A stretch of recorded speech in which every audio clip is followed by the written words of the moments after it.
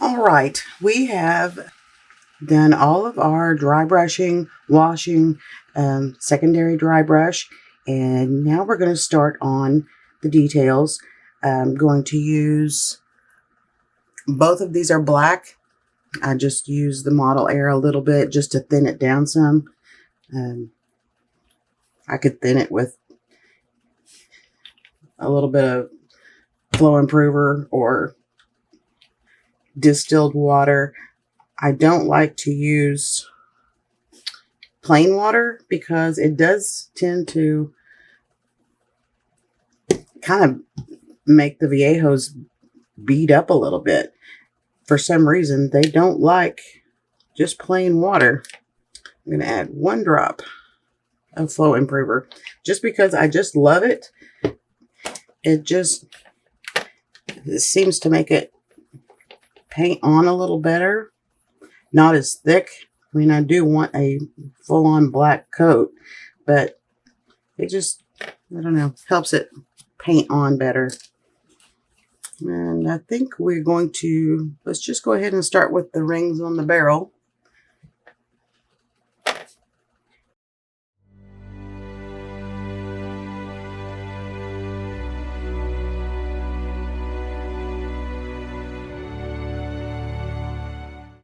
The reason that I add a little flow improver is you don't see those brush strokes like you do with super thick paint.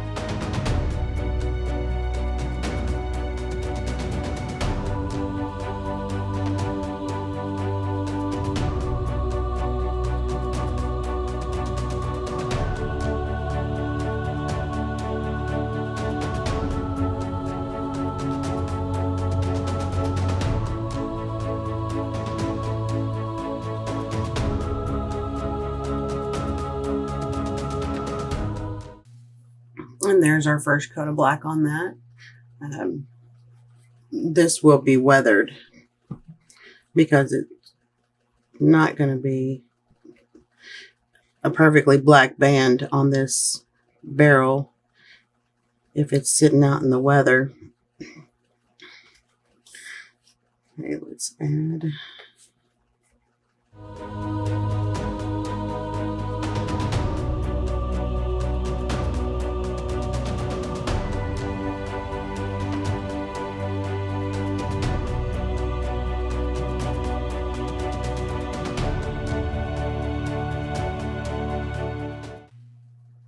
And I know this looks like a stark contrast right now, but once I add the aging and weathering on it, you'll see a huge difference.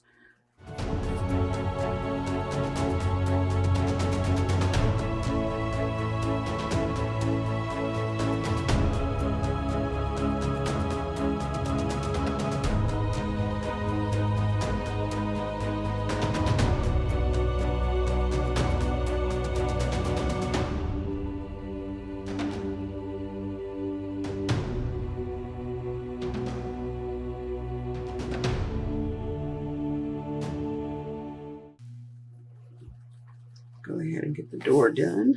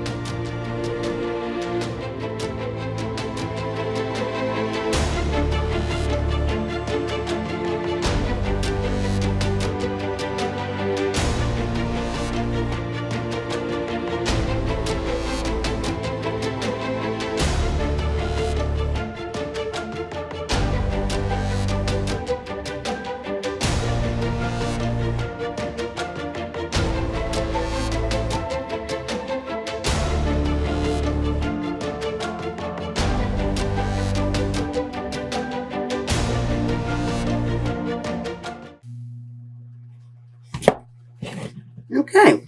I think I've got everything based black.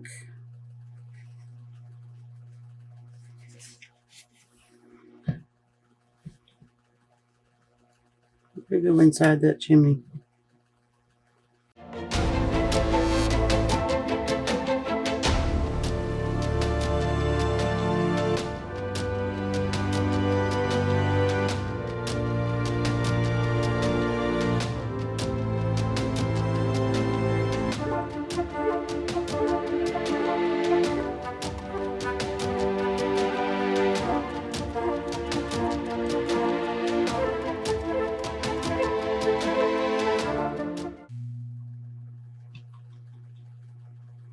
This is just really thinned down paint. And I don't want it to run, so that's why I'm using the Q-tip.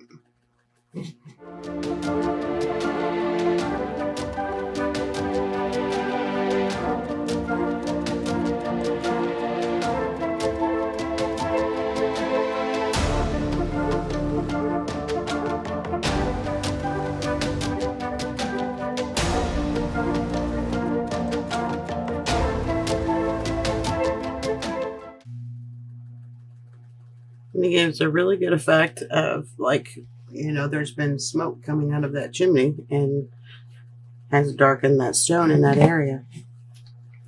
All right, that is everything for the black. I think I may put a little bit just around the edges.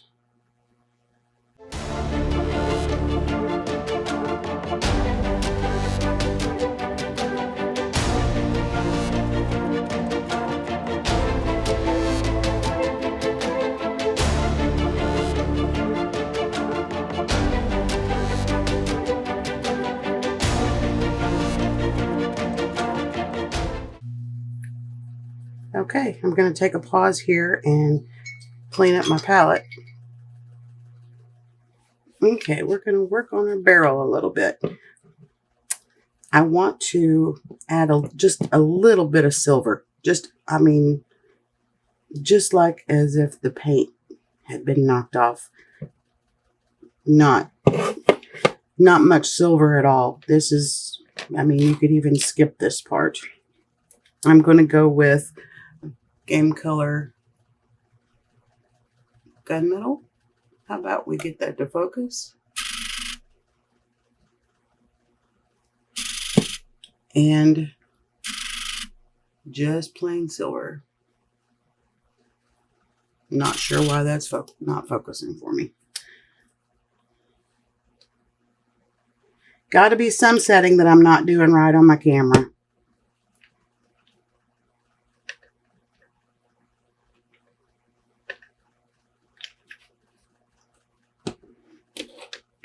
And I've got a tiny brush. Little tiny one.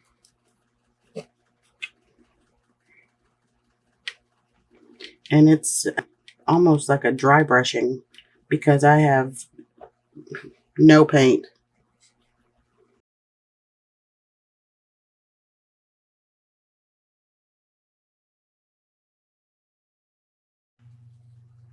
You probably can't even see that on camera.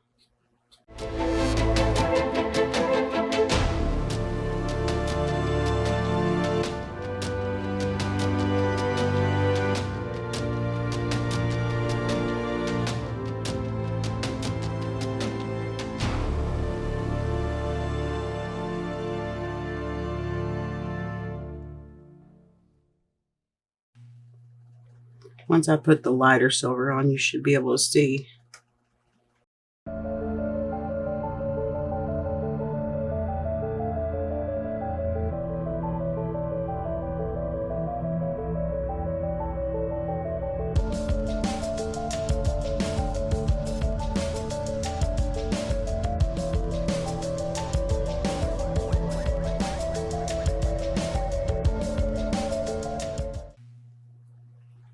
That's just, a hint.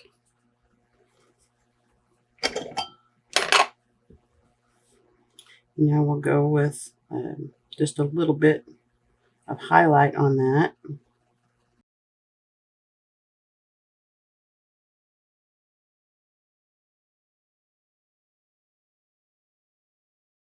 I'm just getting the edges of that band.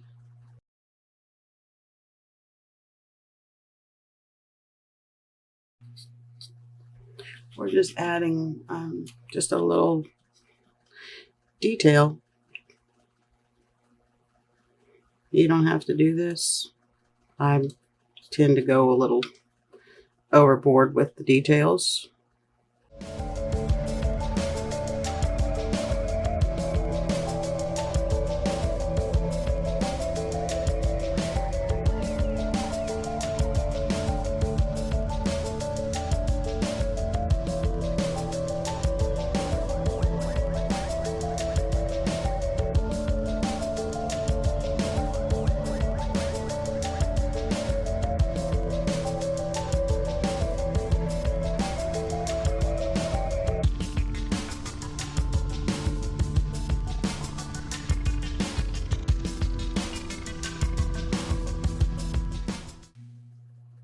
There we have our nails.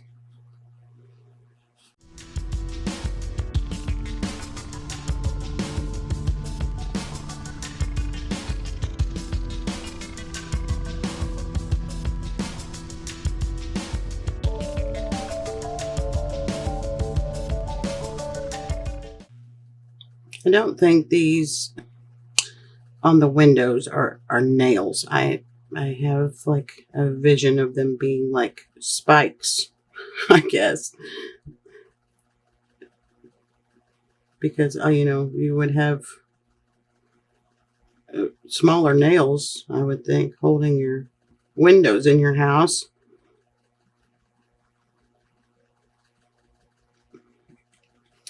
But yeah, it's just a little, basically a highlight on there.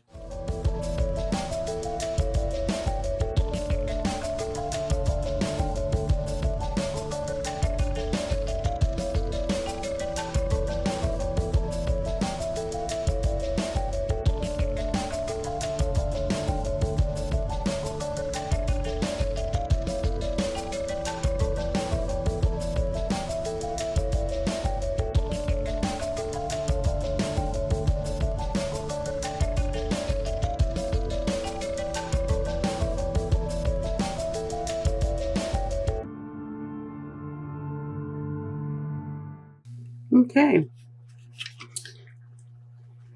got all that. But we forgot our nails on our door.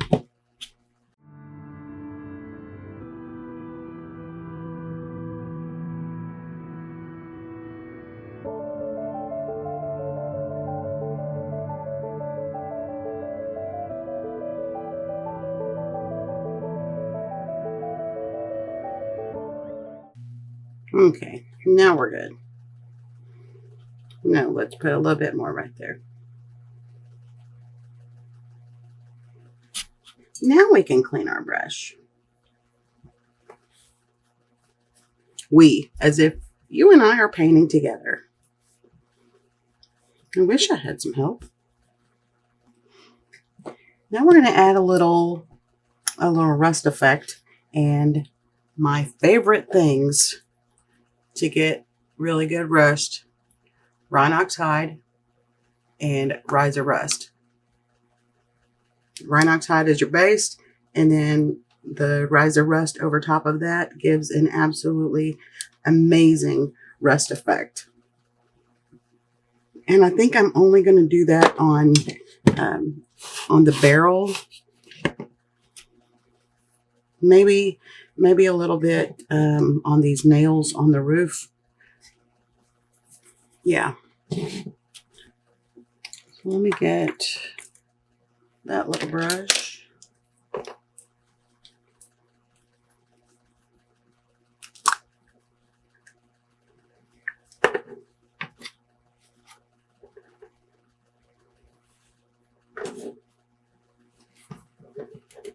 I need to print me one of those holders that holds these lids open.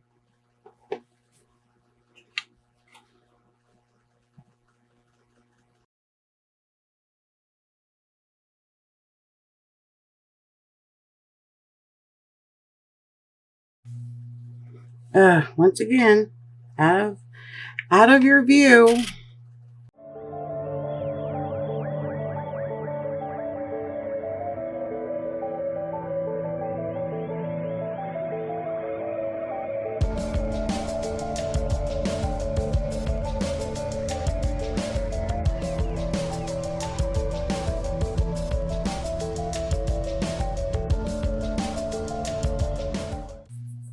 Yeah, I'm pretty good with that.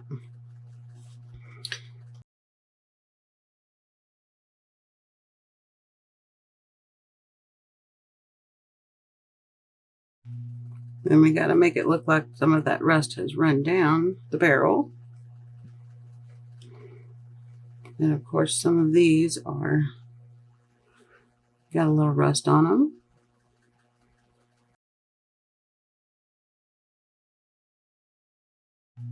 Because this is not a newly built house.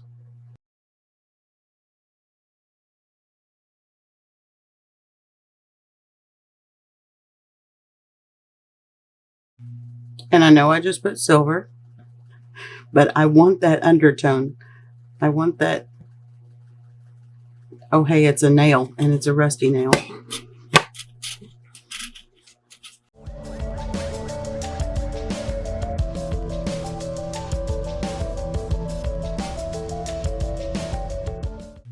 Because these nails that are like sticking up out of the roof, they are like from boards that have been broken off. You know, they would be old and rusty.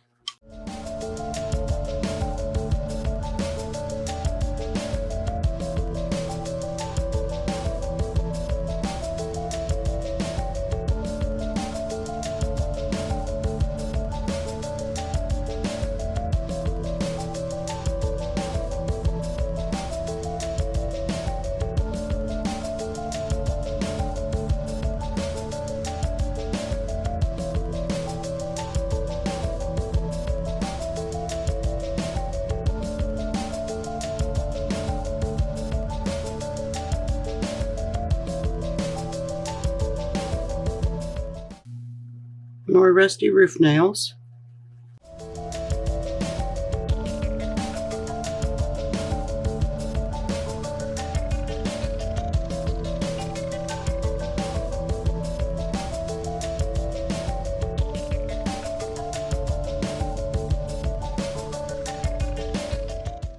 And then of course this up here on top that is exposed to the weather is going to have some rust.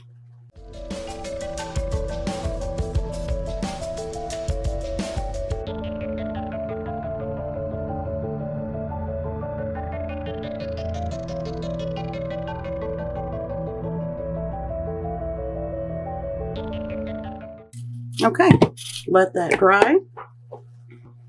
I'll be right back. Okay, let's start on our rust.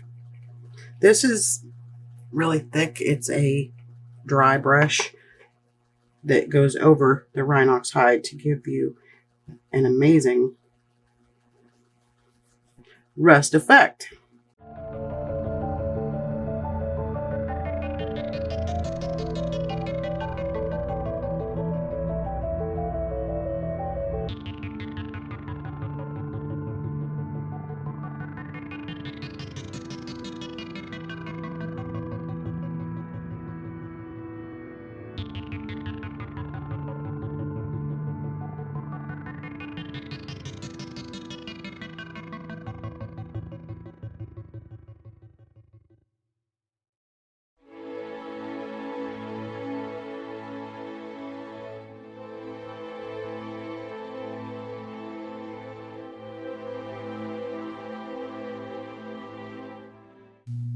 And there you go. You want to add a little more at the bottom because I think that would be the rustiest part of the barrel.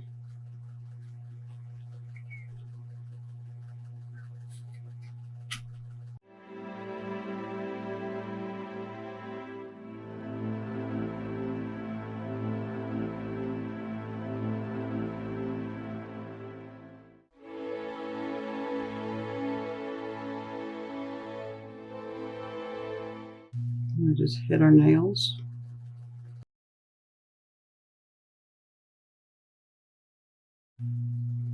And turn them into rusty nails.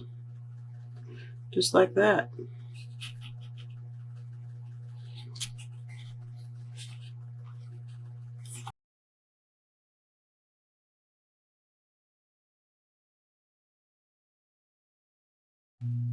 We don't want to go overboard with the rest, you know, because it's not like rusting down.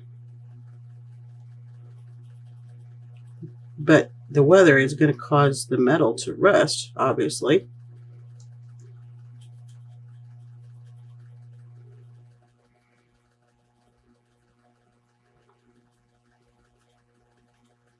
We just want to add little hints that there's some weathering and some metal decay going on.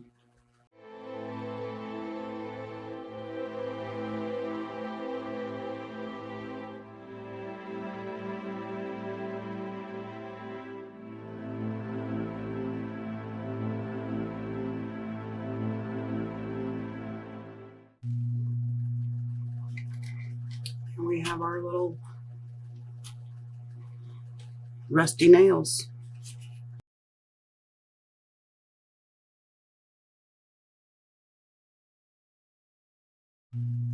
This stuff is amazing for making actual rust look.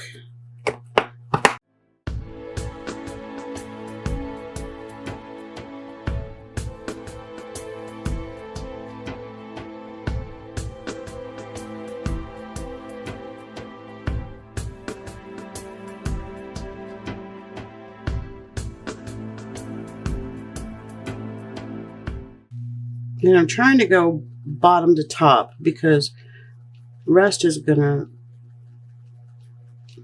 run down.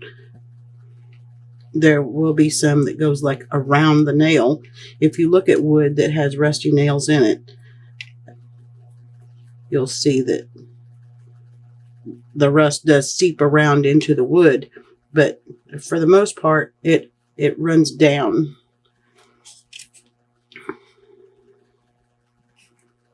Okay.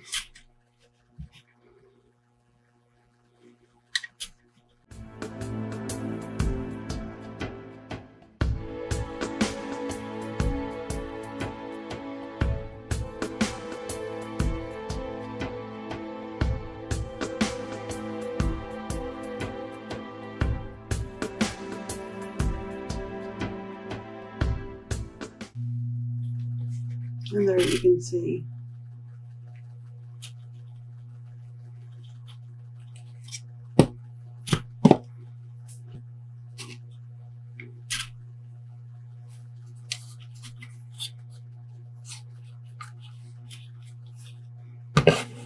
Yeah, I'm pretty happy with that. Let's see, the door will swing that way. Let's do the rest only on the inside because we don't want to have rusty nails inside our house. And obviously they're not going to be with the harsh elements. They're not going to be as affected.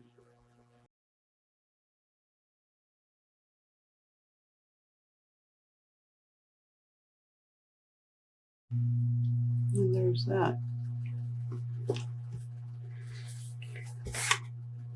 Okay, let's do a pause and then I'm going to do a final go over everything just to make sure I've got all my colors the way I want them to be, and probably do a little bit of pastel on the rust just to give it that little bit of more depth because some places do look a little orangey. So I'll go in with a brown pastel just because it makes it look a little bit more blended. And I'll be right back. Okay, the pastel that I'm using is kind of a burnt sienna color. And just going to use a small kind of stiff brush That's not really the stiff brush I wanted.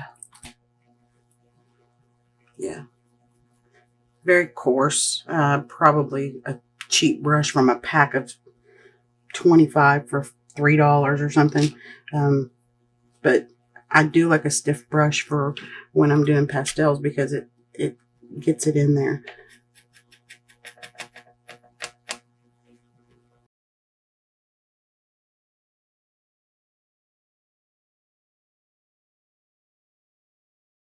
And it just tones down that super orangey color.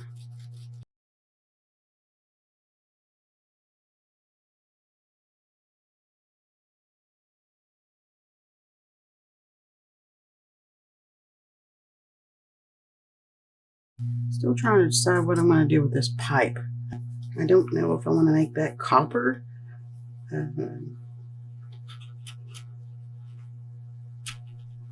I'm not sure yet. But I guess if it was copper, it would be like a whiskey still, maybe. Maybe I'll just do it black. Need to make up my mind. Yeah, we'll go black with it.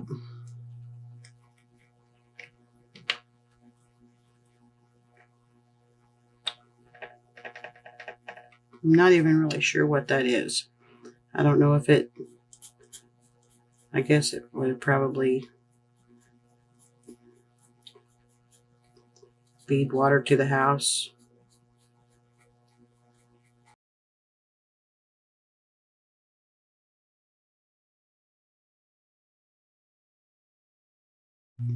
Medieval indoor plumbing.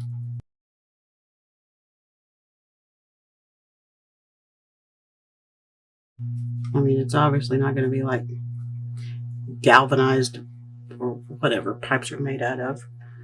No.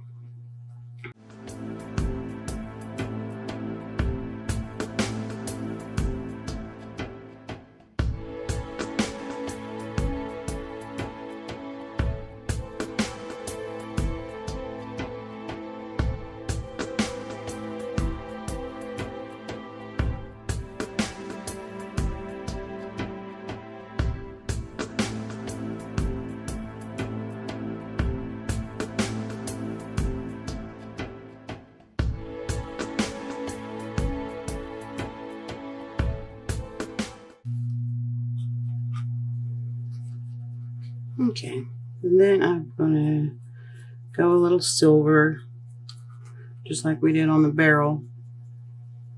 Not going to be seen, but let's paint the top of it.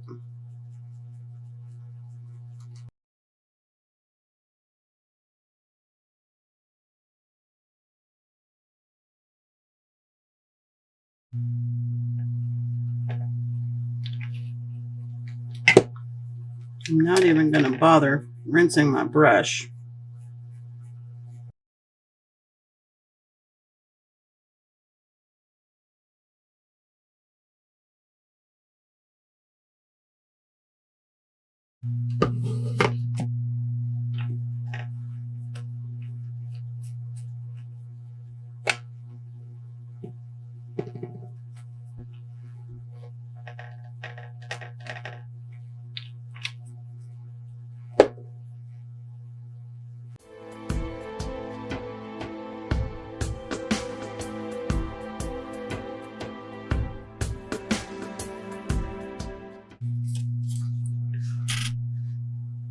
Such a bad habit of getting out of frame.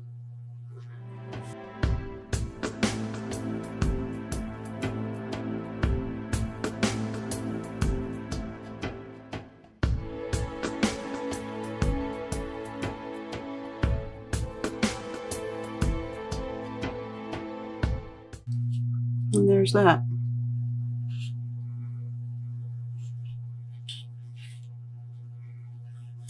Yeah, I like it.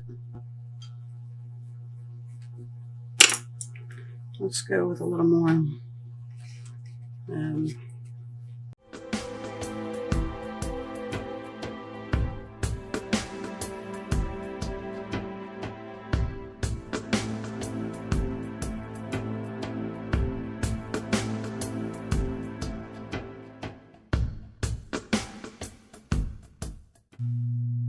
See how it just tones that down? Takes the bright edge off of that orange. You don't want to remove all of the orange, but the pastel just gives it a more of a powdery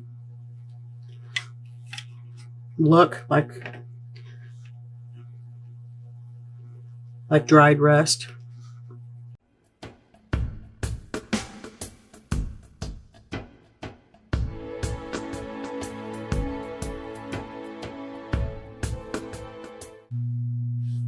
There you can see it a little better. I hope it don't look like super washed out. Not washed out, but like super vibrant. Because in person it does not.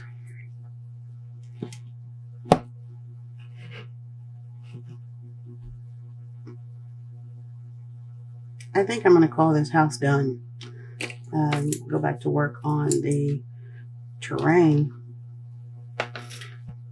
No, the house is not done because, well, you'll see. I will add more to the house once the house is on the diorama base itself.